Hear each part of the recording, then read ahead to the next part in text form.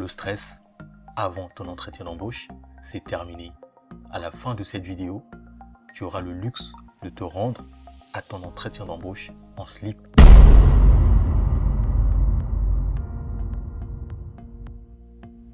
Ici, il n'y aura pas de conseils classiques du genre tu dois t'habiller comme ci, comme ça, tu dois être ponctuel, tu dois connaître tes qualités. Ces conseils sont tout à fait valables, mais ils ont un problème. Ils sont basiques, franchement. Que ça soit en entretien d'embauche, entretien de mission, si tu es consultant ou consultante, à la fin de cette vidéo, tu découvriras une chose essentielle qui va te servir toute ta vie. Si tu comprends cette chose et que tu la mets en pratique, dorénavant, tu pourras même te rendre à tes entretiens d'embauche en slip.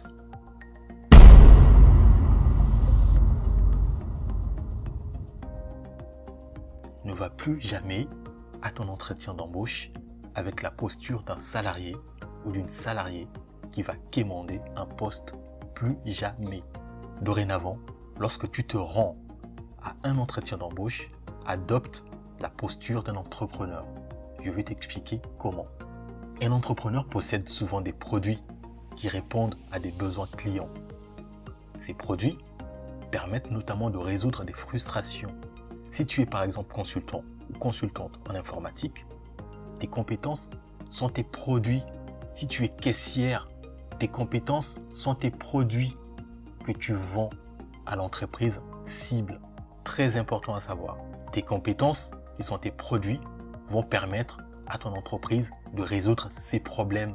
Si tu es informaticien, tes compétences vont permettre à ton entreprise de rendre la vie de ses salariés très confortable. Tes compétences vont permettre à ton entreprise cible de gagner encore beaucoup plus d'argent.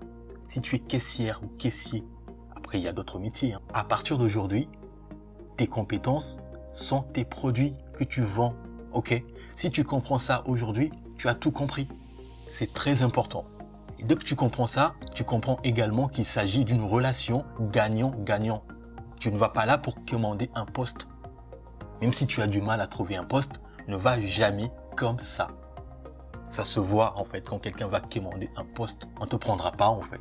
C'est un peu comme si tu allais draguer quelqu'un et puis tu suppliais la personne. Ça donne pas envie.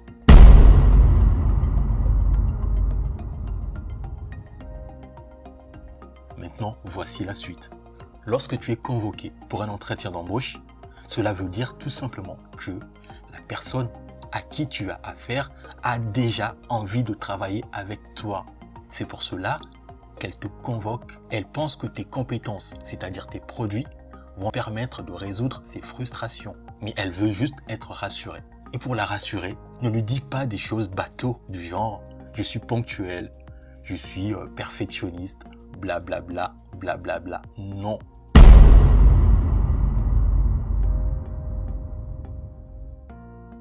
Tout le monde peut le dire en fait.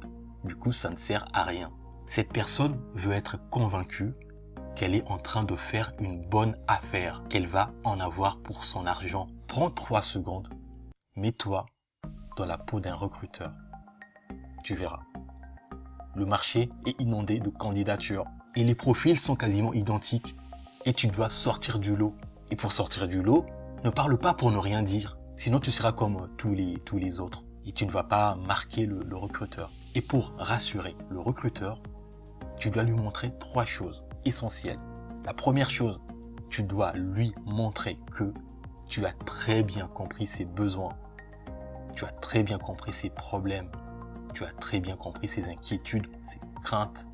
À cette étape, résume tout simplement ce que tu as compris de ses attentes. Ensuite, demande validation avant de passer au prochain point. Ok? Et si il ou elle a des informations à ajouter, il ou elle le fera à ce moment-là. Et ça te permettra encore de mieux comprendre la situation. Ok? Deuxième chose, montre-lui que tu as déjà travaillé dans un contexte identique ou proche du sien. Trouve des exemples. Trouve. Ne prends pas n'importe quel exemple. Troisième chose, montre-lui que tu as déjà réussi à résoudre des problèmes auxquels son entreprise est confrontée, en restant notamment dans le périmètre du poste pour lequel on veut t'embaucher. Ensuite, cerise sur le gâteau.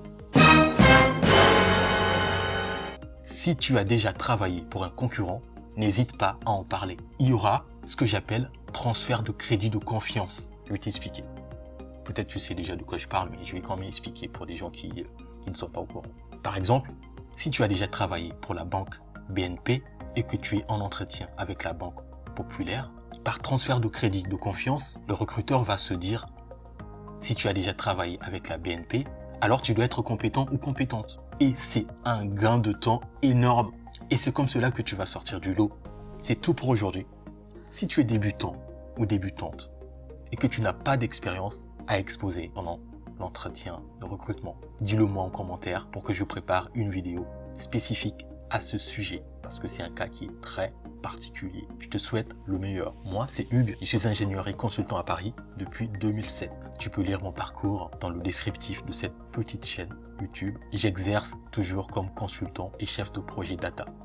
Cette fois-ci, en freelance. Mon but est d'aider les jeunes consultants de 0 à 3 ans d'expérience à gagner du temps et à accélérer leur parcours, que ce soit en entreprise ou en tant que freelance. Si ce genre de sujet t'intéresse, abonne-toi et active la cloche de notification pour ne rien rater. Si tu veux que j'aborde un sujet particulier, dis-le moi en commentaire. Si tu veux avoir accès aux informations inédites que je réserve exclusivement aux jeunes consultants éclairés, tu peux t'inscrire gratuitement à ma newsletter. À bientôt, je te souhaite le meilleur. Prends soin de toi. Au revoir.